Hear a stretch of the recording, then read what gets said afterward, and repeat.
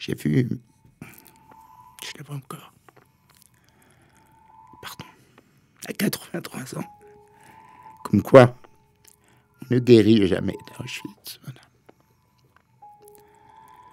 Car nous étions là-bas. J'ai vu ma maman partir sur un camion avec ma petite sœur. Je vois encore son regard.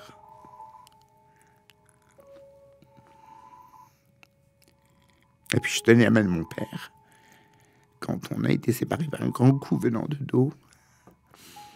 Mon père était poussé là où il y avait les femmes et les enfants avant, qui est parti aussi sur un camion. Moi, j'étais poussé l'un l'autre.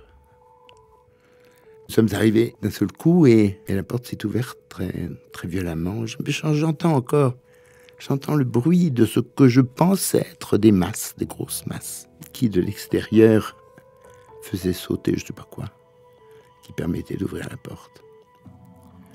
Puis j'ai été agressé par le froid. Il faisait très froid, il faisait moins 15 degrés dehors à l'époque.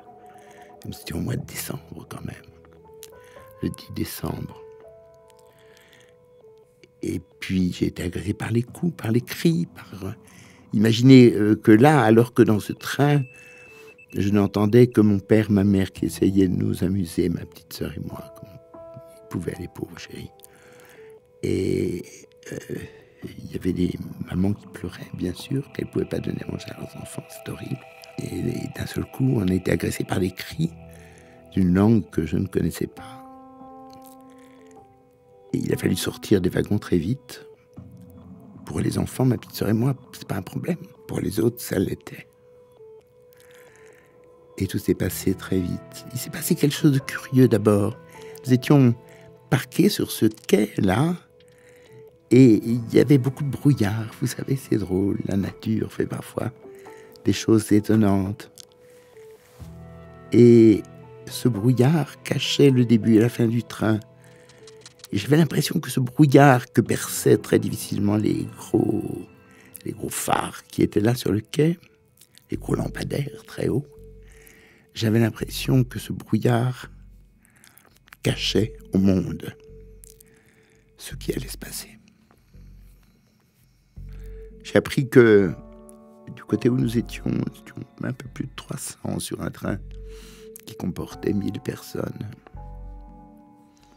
Et sur les 300 et quelques que nous étions à ce moment-là, quand j'ai été libéré, moi c'était début mai, à Prague, avant le 8 mai en tout cas, je ne sais pas quel jour exactement. Après avoir fait la marche de la mort, nous n'étions plus que 40. D'après Klarsfeld, nous étions donc 4% de survivants. Et pour vous donner une image, et ce ne sera qu'une image, nous étions tous logés à la même enseigne. C'était tous pareils. Je mesurais 1,77 m à l'époque. Et je pesais 35 kilos.